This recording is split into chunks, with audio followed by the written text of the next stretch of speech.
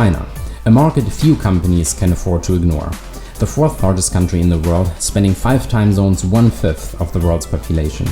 China generates over 10% of today's global economy and is estimated to overtake the US as the world's largest economy by 2017.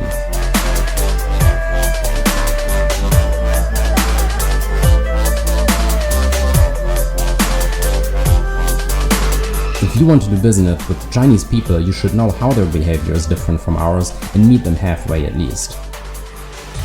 This is why today we want to tell you about what we call the Big Four. In our opinion, the biggest 4 potential cultural pitfalls when dealing with the Chinese. So here we go.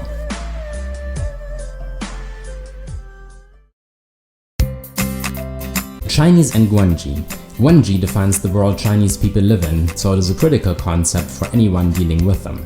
Although Guanji is usually translated as relationship and connection, the concept also carries strong messages such as influence and mutual obligation. At a very basic level, Guanji is about relationships. However, Chinese culture differs in that relationships have a heavy expectation on mutual obligations.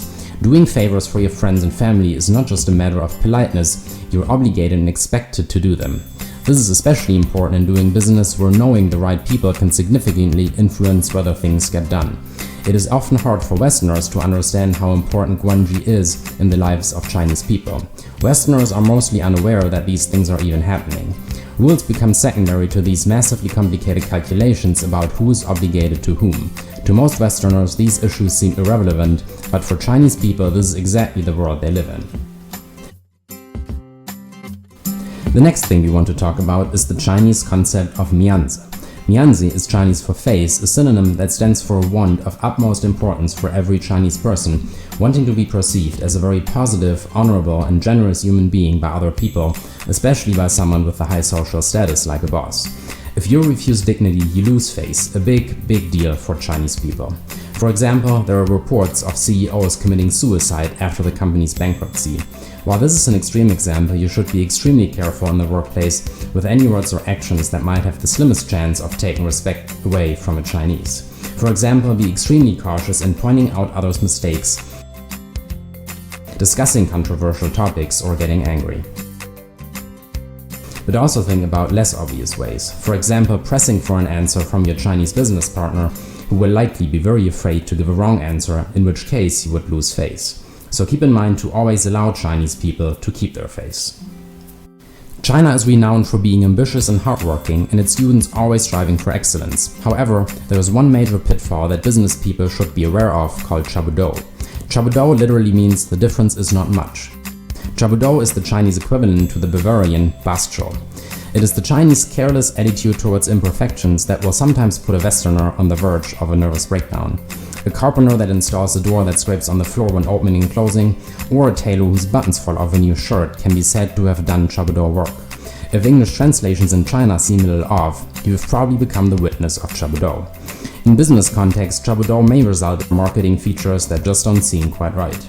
Reasons for the chabudo attitude is the fast-moving and ever-changing environment where spending excess time on a task to perfect it is simply considered a waste of time. Therefore, when taking a walk in the park that is dubbed racist, Westerners should be aware that in China, chabudo accuracy is sometimes already good enough.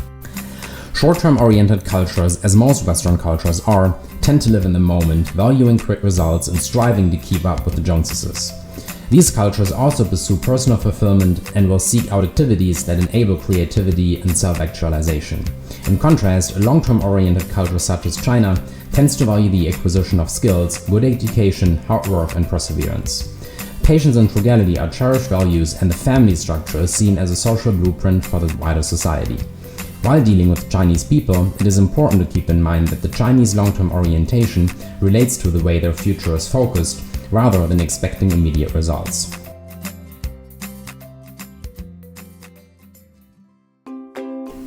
So what do we as a company recommend to you? It's a big world full of differences and diversity. How you see others is influenced by your own cultural perspective, and how other people see you is influenced by their cultural perspective. When you speak, sometimes people will understand you in a different way than intended. In today's global business environment, it is essential to learn how to navigate across different cultural landscapes. You need a good set of tools to do that. You need an understanding of how different cultures work and do business, an insight into how people from different cultures manage people differently. To be a global citizen, you need to be willing to undertake the journey of truly understanding other cultures.